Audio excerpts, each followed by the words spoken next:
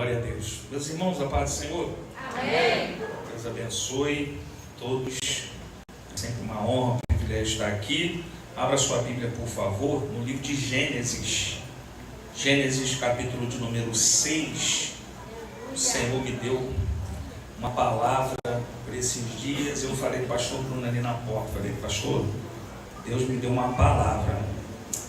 Gênesis capítulo 6, versículo 8 e Gênesis capítulo 9, versículo 1. Eu quero falar nessa noite um pouquinho sobre o poder da expansão. Quantos querem receber o poder da expansão aqui? Quantos querem expandir nos negócios?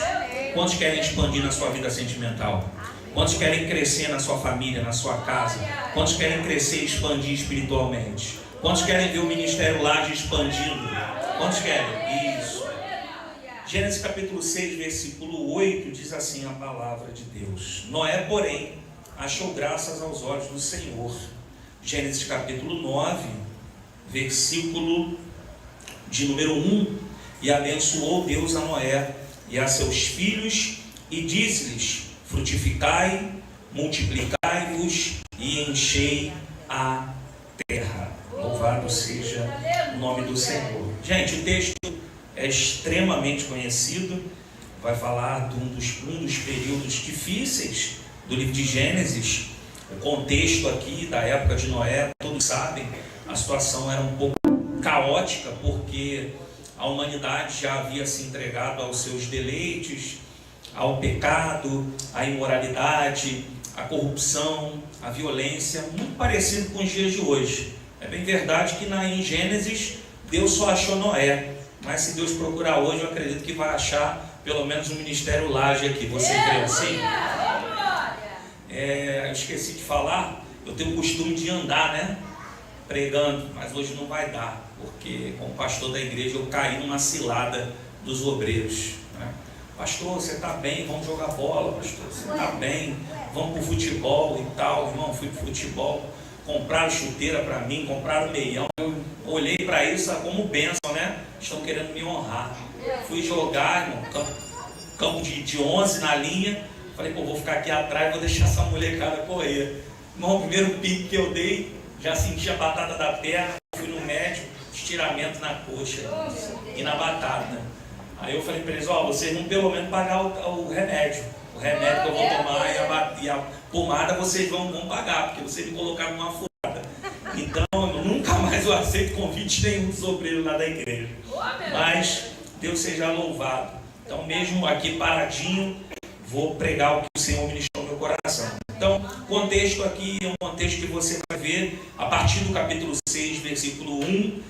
Uma corrupção geral na humanidade, uma entrega às suas próprias vontades. A ideia aqui não é gastar muito tempo falando sobre isso, mas a intenção é mostrar o que o próprio capítulo 6, versículo 5 diz, que o Senhor, ele viu a maldade sobre o homem se multiplicando. Então, o que Deus contemplou na terra não foi bom aos seus olhos, né? O que Deus ele percebeu, ele entendeu que a humanidade estava completamente inclinada a fazer coisas que ele não havia ensinado, que ele não havia orientado, que ele não havia induzido o povo através da sua presença. E aí o interessante é que eu gosto dessa situação na Bíblia, que toda vez que você vê um autor dos livros da Bíblia notificar, incentivar o nosso interesse em ver o problema, a origem do problema, a humanidade está caída, a humanidade pecou, a humanidade é rebelde, a humanidade é imoral,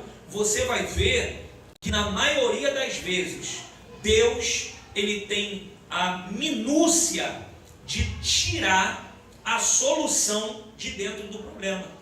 Porque de dentro dessa terra que Deus contemplou e viu uma população voltada a praticar aquilo que ele não ensinou, Deus ele abre um parêntese para dizer, o versículo de número 8, Noé, porém, achou graça. Ou seja, de onde Deus estava contemplando a terra, ele viu 99% de pessoas que estavam fazendo aquilo que Deus não queria, mas 1%, esse 1% era Noé. E aí a Bíblia começa a nos mostrar como é o olhar de Deus. Por quê, pastor? Porque quando você vê o verso 8, diz assim: Noé, porém, achou graça. Esse termo graça aqui no hebraico é Shem.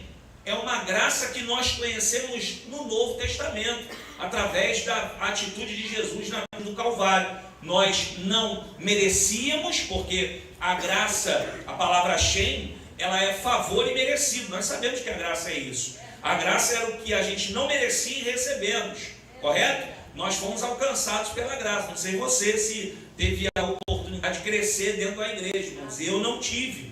Então, através dessa atitude de Jesus na cruz, nós tivemos essa oportunidade. Quem teve essa oportunidade aqui de ser alcançado pela graça? Então, você e eu tivemos. Você e eu achamos essa graça na cruz do Calvário, através da morte do nosso Senhor. Mas Noé não. Noé já tinha recebido a graça lá no Antigo Testamento, para provar que o nosso Cristo, ele não só era o Filho que nasceu da barriga de Maria, mas ele também era o Senhor da Trindade, que já governava os céus e a terra. E ele já olhou para alguém e disse: esse não merece, mas tem alguma coisa de bom para poder fazer na vida dele.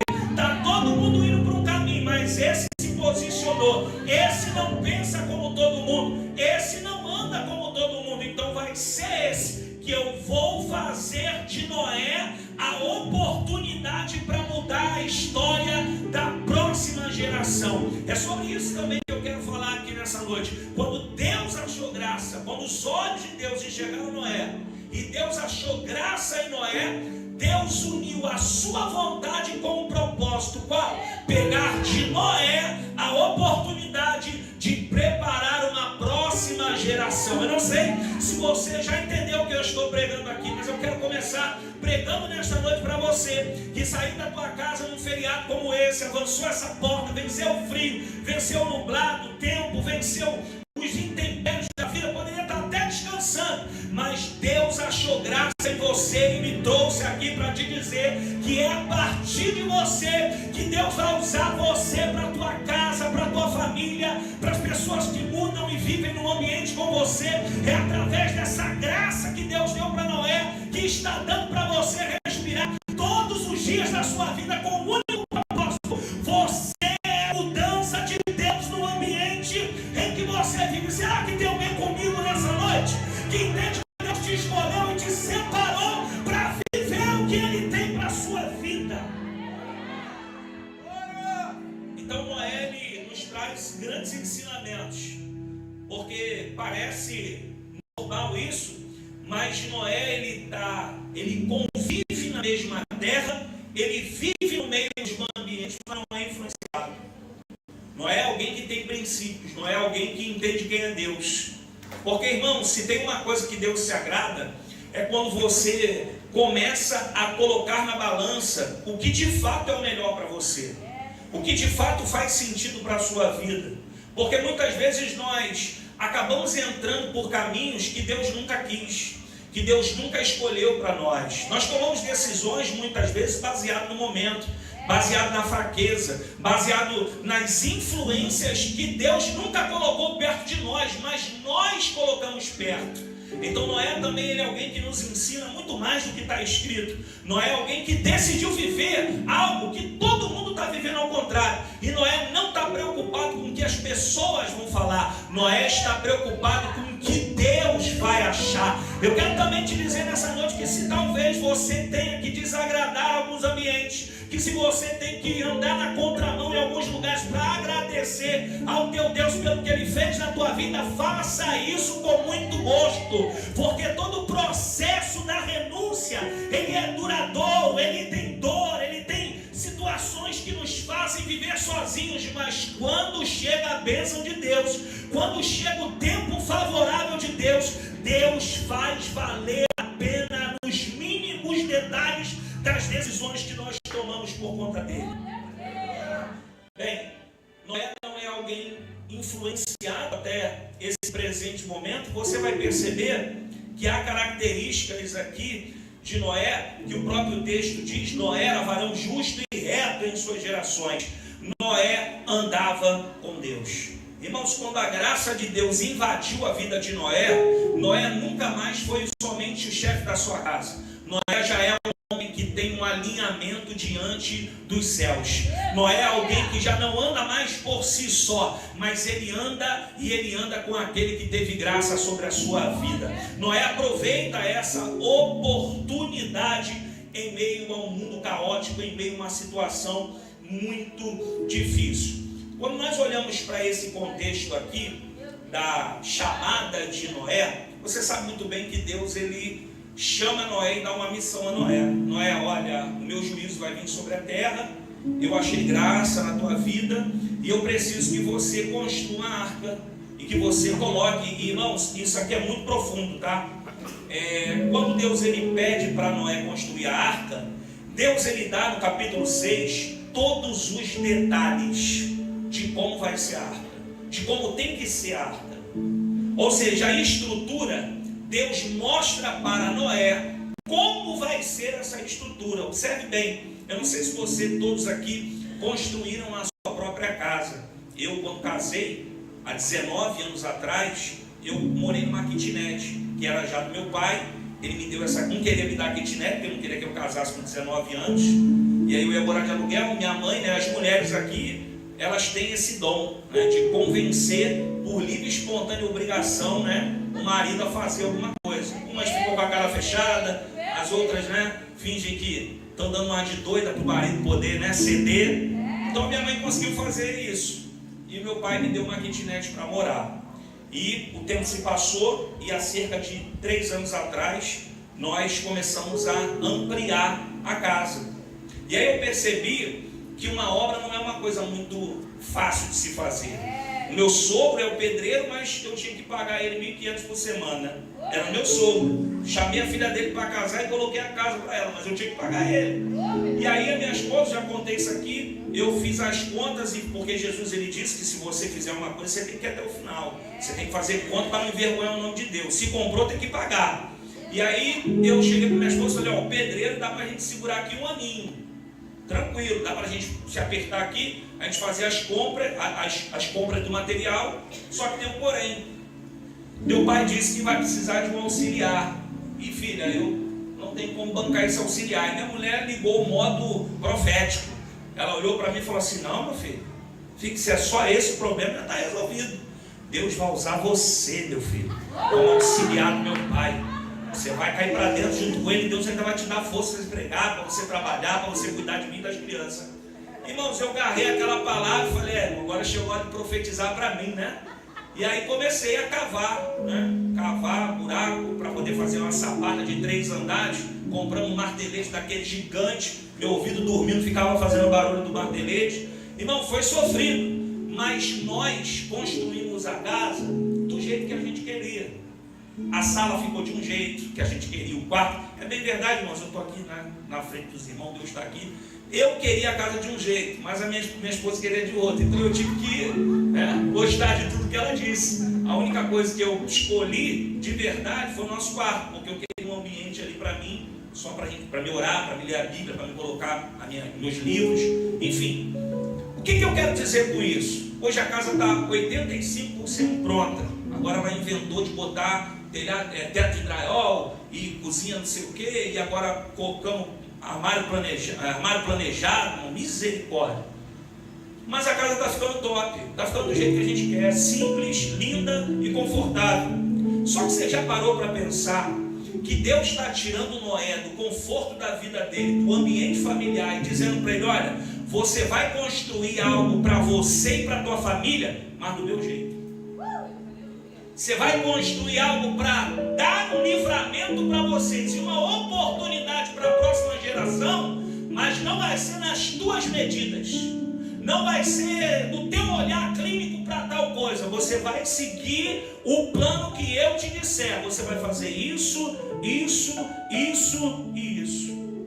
Isso aqui mexeu comigo, porque quando você olha para a estrutura da arca, você vai ver Deus falando para Noé assim, coloque de cada animal tantos casais, os animais puros e os animais impuros, porque dentro da arca tem que ter impuro também, irmãos, senão não tem graça de Deus. Você lembra quando Paulo disse que é necessário acontecer algumas coisas para que os vasos de honra se levantem e os vasos de desonra apareçam? É porque Deus, ele quer usar o puro, mas Deus quer salvar o impuro também. Deus quer glorificar o nome dele no puro, no lavado, no remido, mas Deus quer trazer o impuro também para o centro da vontade dele. E como isso pode acontecer? Só se estiver no mesmo ambiente que os puros estão. E aí o texto vai nos dizer que Noé segue todo esse planejamento. Mas eu anotei algumas coisas aqui sobre a arca, só para você ter uma dimensão. Os estudiosos dizem que essa arca foi construída em aproximadamente 120 anos. Então imagina você, 120 anos, está construindo uma coisa que ninguém nunca construiu. Está fazendo algo que você ouviu de Deus, e ninguém que ainda vive no ambiente que estão se sujando está fazendo. Tem outras coisas muito importantes. O cumprimento dessa arca é de um campo e meio de futebol. Então era uma arca muito grande. A Bíblia não diz quantas pessoas ajudaram Noé. Quando você olha para essa construção, você vai perceber que a altura dessa arca era aproximadamente 4 andares. E ela era a quilômetros de distância. A construção era a quilômetros de distância do mar. Uma coisa é você construir um barco gigante na beira da praia. A água está ali. Outra coisa é você construir um plano gigantesco como esse, que ninguém nunca construiu, que você nunca viu, só apenas ouviu o que Deus falou, e está muito distante das águas. Eu não sei se você já entendeu o que eu estou dizendo aqui, mas quando Deus nos quer fazer entrarmos em níveis mais profundos de uma vida tão abençoada com Ele, Deus vai nos fazer e nos inspirar a viver situações que você ainda não viu ninguém vivendo, que você ainda não viu ninguém fazendo, porque o propósito é contigo, porque o planejamento é contigo, porque a graça de Deus achou você, e é através de você que Deus vai surpreender muitos daqueles que não acreditam no projeto que Deus te entregou. E aí o capítulo 6, versículo de número 22 diz: assim fez Noé, conforme tudo o que Deus lhe mandou, assim o fez. Quando eu olhei para esse texto, o Espírito Santo gritou uma mensagem no meu coração: Diego, diga para o Ministério Laje que assim como no tempo de Noé, nós também vivemos esse tempo. Qual tempo, pastor?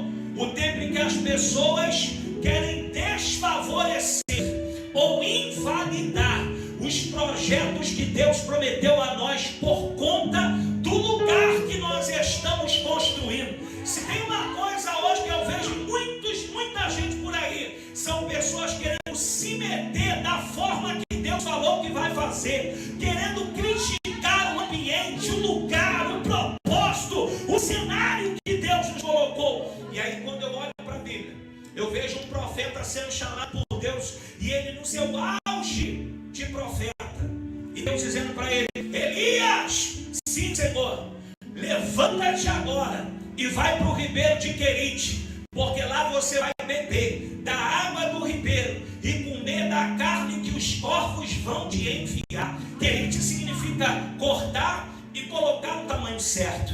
Deus estava usando um dia antes dessa chamada Elias no altar, mostrando para Acabe quem era Deus. Mas não me pergunte como.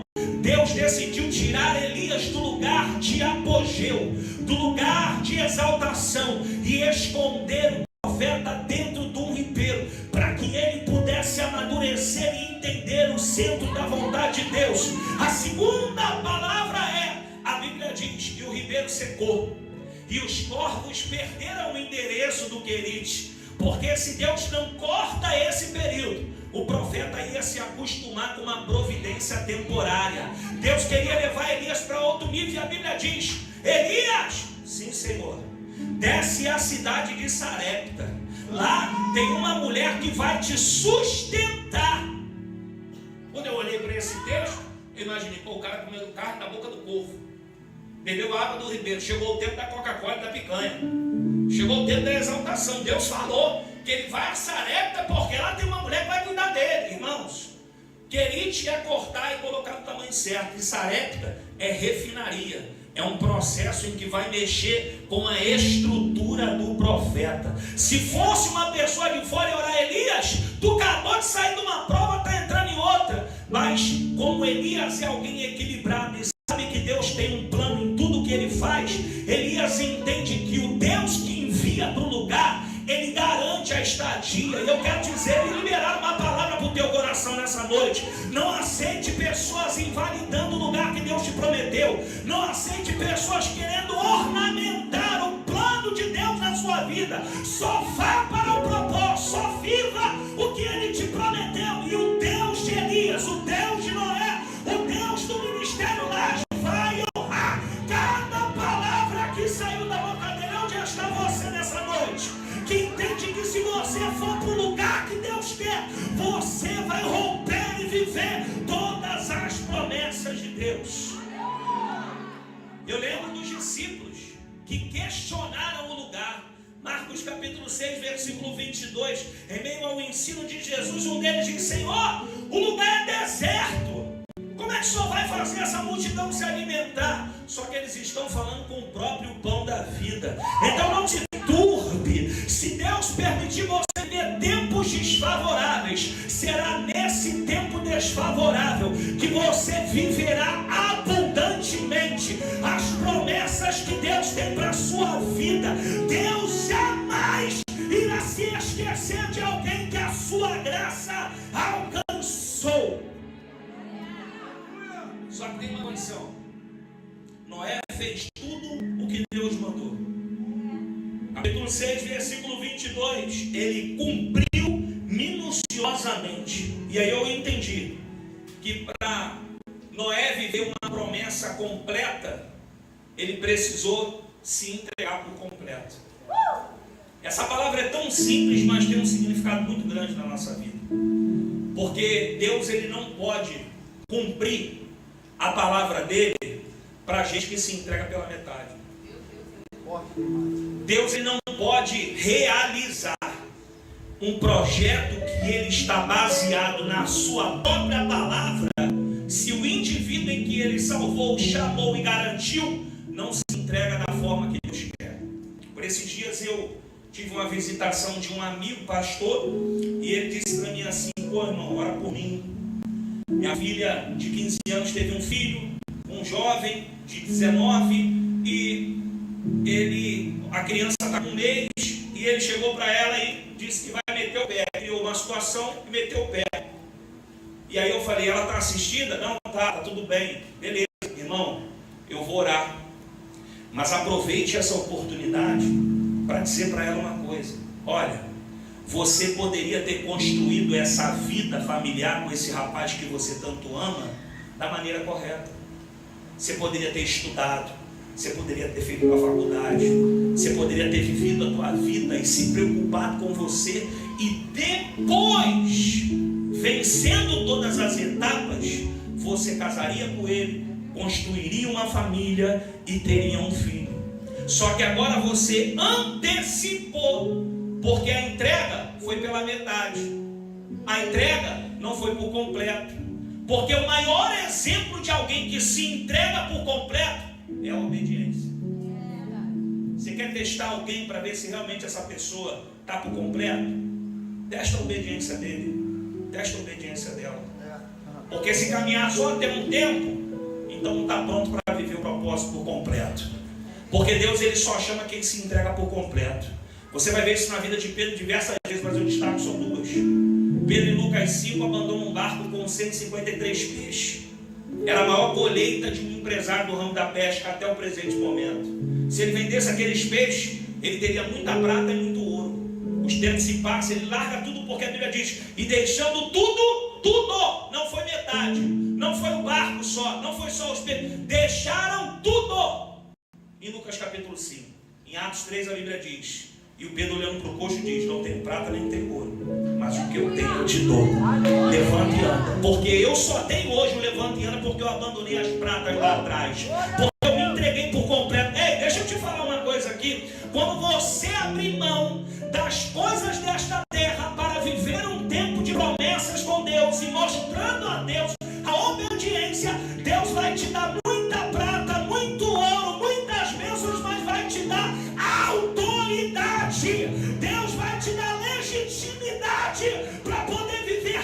coisas que a prata e ouro não pagam. Então o maior exemplo aqui é obediência. E é baseado nisso, e eu queria que a mídia colocasse aí, Filipenses capítulo 2, versículo 8 e 9. Olha o que a obediência gera. E achando na forma de homem, humilhou-se a si mesmo, sendo que a igreja? Sendo até a morte de cruz. Verso 9. Pelo que também Deus o todas as vezes que eu me entrego à obediência a Deus, me entrega a exaltação.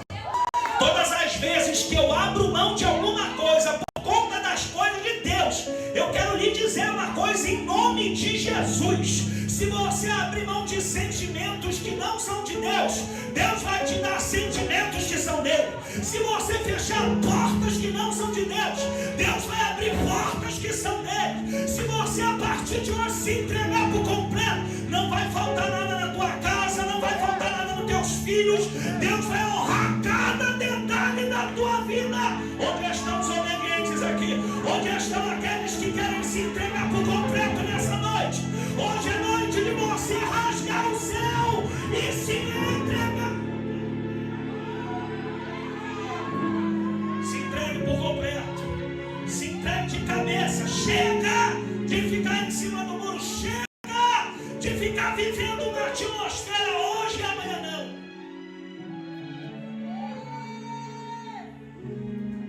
Toda vez que eu me entrego à obediência, e a obediência dói, irmãos.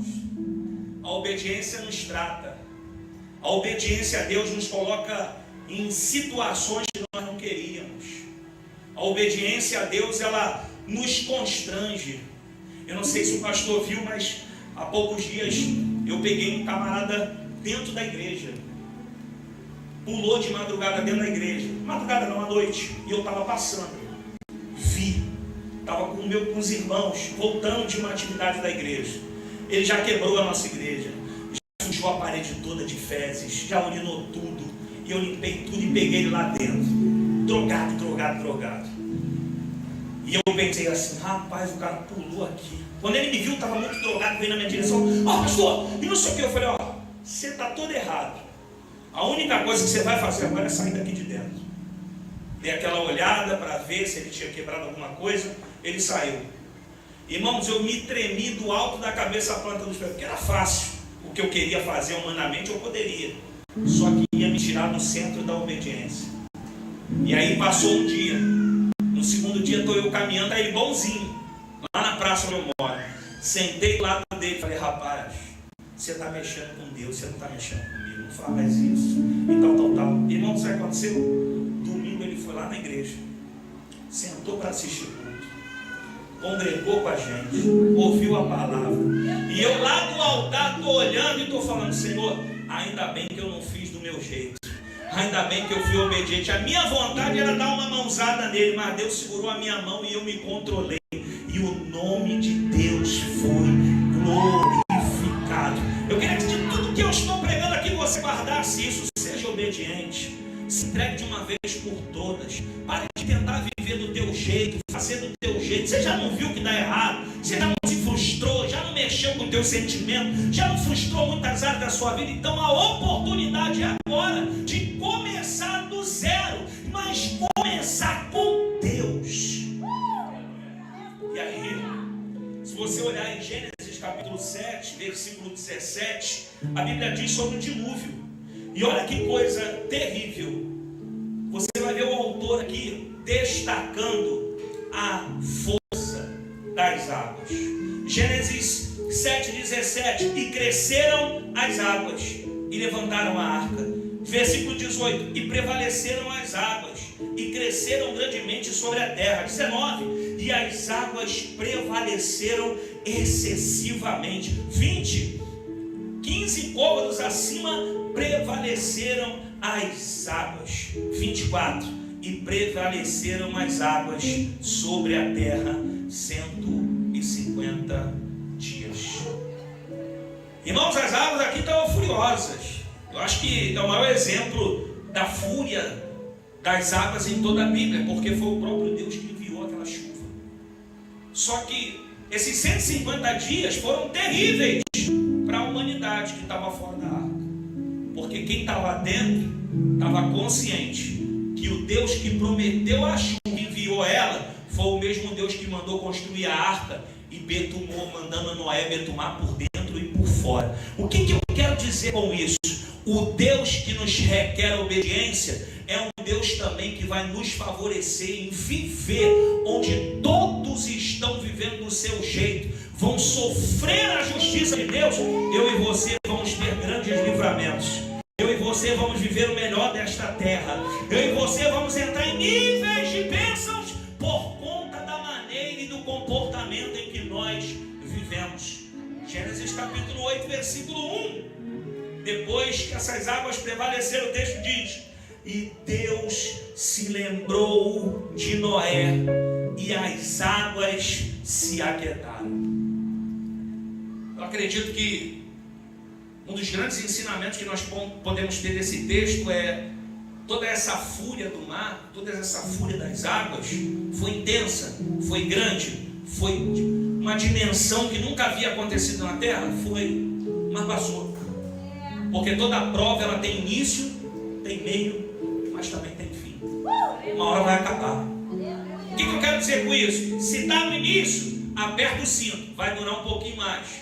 Se está no meio, redobra a sua atenção, porque falta metade do processo. Se está no final, continua dentro da arca, porque uma hora Deus vai lembrar de você, uma hora Deus vai gritar o teu nome, uma hora Deus vai te convocar, e quando isso acontecer, as águas vão se aquietar, as águas vão se abaixar.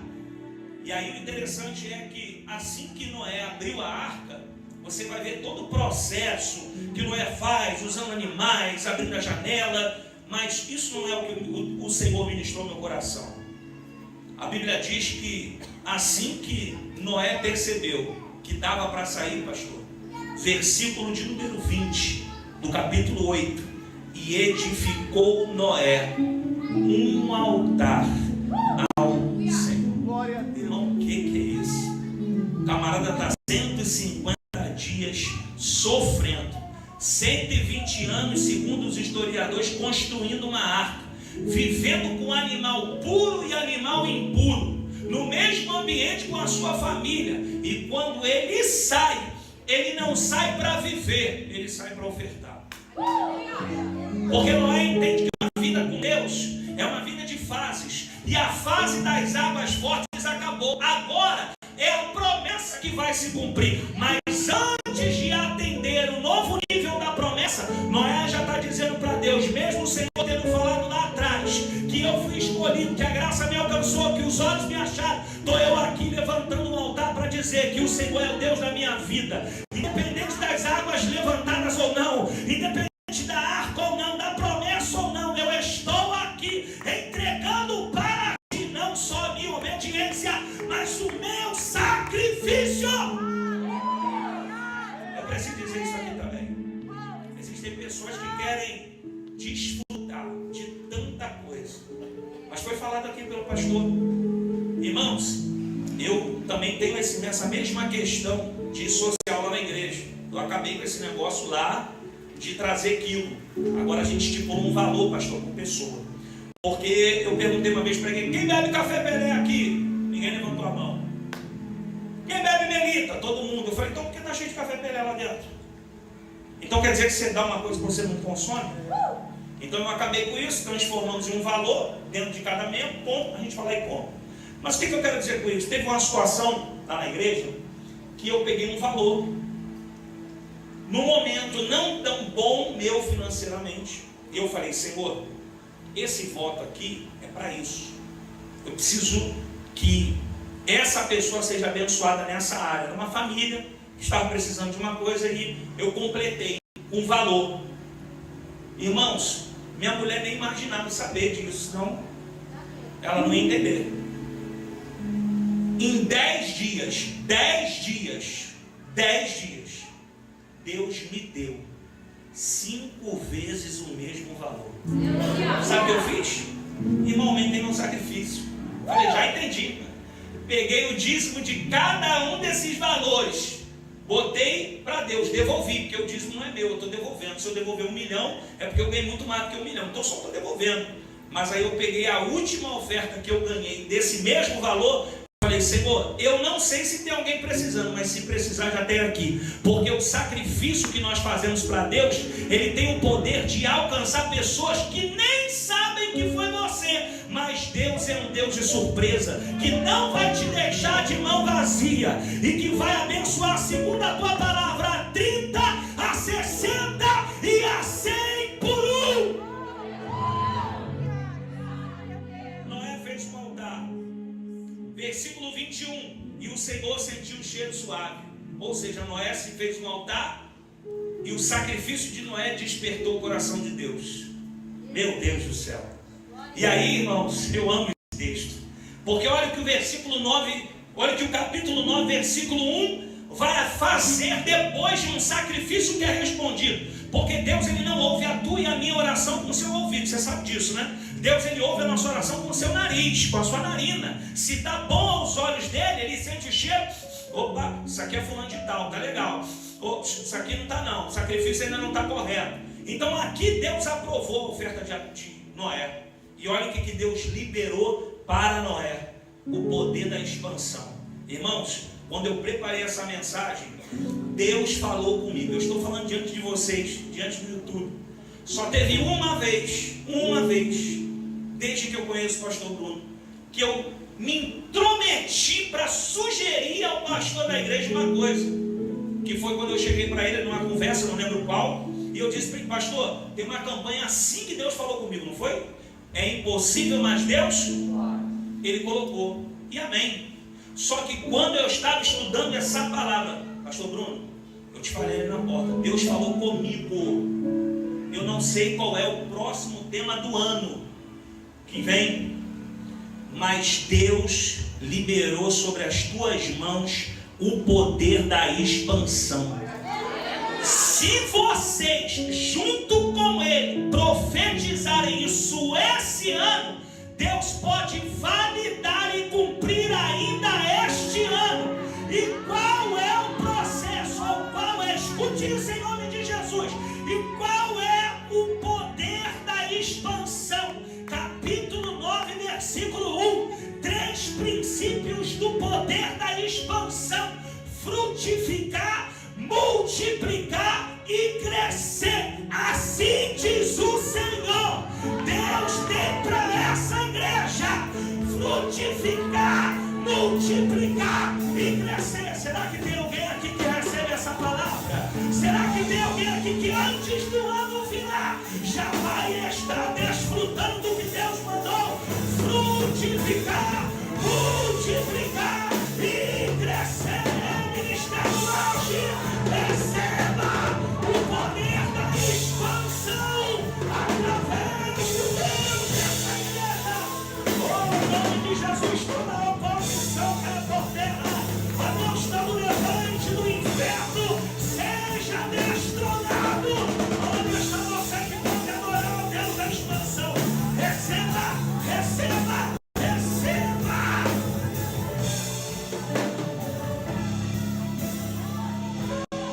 Irmãos, falo isso sem amizade, sem medo de errar. Eu conheço o Deus que fala comigo.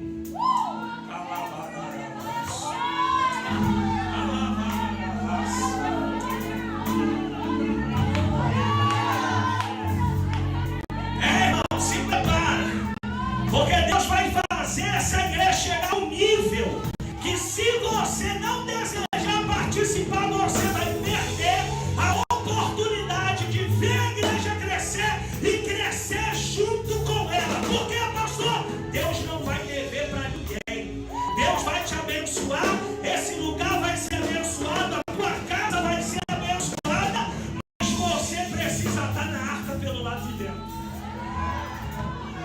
Fique de pé em nome de Jesus. Oh, Espírito Santo de Deus.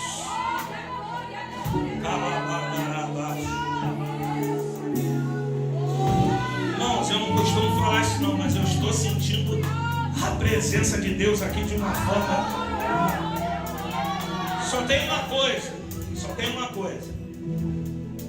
Eu já falei aqui sobre obediência, já falei aqui sobre bênçãos, já falei sobre promessas, mas eu queria que você entendesse que essa ação de Noé, esse exemplo de Noé foi tão importante, tão importante, tão importante, que o nosso Senhor Jesus, Ele vai usar o exemplo da vida de Noé para trazer para os dias de hoje. Coloca por favor em Mateus capítulo 24, versículo 37.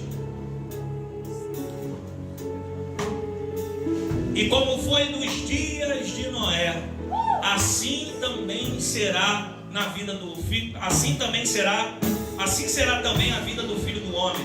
38. Porquanto, assim como nos dias anteriores, ao dilúvio, comiam, bebiam, casavam e davam-se em casamento, até ao dia em que Noé entrou na arca. 39. E não perceberam até que veio o dilúvio e os levou a todos. Assim será também a vinda do Filho do Homem. Não adianta nós sentirmos alegria, felicidade, ressentirmos um pouco da presença e voltarmos a viver uma vida promíscua, e voltarmos a viver uma vida que Deus não quer para você. Deus não te gerou, escute isso aqui, irmãos, Deus não te gerou para você viver de migalha. Deus não te gerou para você viver de dependência dos outros. Deus te gerou para você viver para Ele, para você viver com Ele, para que tudo que você tenha, você entenda que foi Deus que te deu. Mas você, assim como eu, na época de Noé, eles precisavam entrar dentro da arca. E nos tempos de hoje, nós precisamos estar onde você está hoje. Por que você não faz de hoje a eternidade para a sua vida? Por que hoje não é uma boa noite para você aproveitar que Deus está falando com você e tomar uma atitude diante dos céus, dizendo para Deus: Senhor, chega de metade, chega de resquícios, chega de dar para o Senhor só o pior. Hoje eu vou entrar de cabeça, hoje eu vou vencer isso que me cerca, hoje eu vou romper a probabilidade e eu quero viver a plenitude do que o Senhor tem para mim. Se porventura tem alguém aqui nessa noite está afastada dos caminhos do Senhor, que talvez nunca entregou a sua vida para Jesus, alguém que ainda tem as suas dificuldades, os seus intempéries, mas assim como Noé, tem um coração sincero, um coração dependente, um coração com um sentimento de eu quero viver uma vida com Deus. Se você quer viver uma etapa com Deus diferente, se você quer entrar num nível de vida com Deus diferente, você precisa mostrar para Ele. E a primeira atitude que você precisa tomar é viver uma vida de obediência, reconhecendo Jesus como teu único, suficiente e exclusivo Salvador da sua vida. Ah, pastor, mas eu já fracassei várias vezes, já tentei, já me batizei. Não importa. Se você está vivo é porque ainda tem chance. Se você está vivo é porque a graça de Deus ainda está olhando para você. E é muito simples. Você vai sair do teu lugar agora e vai vir aqui na frente, porque eu quero orar junto com você. Você vai pedir licença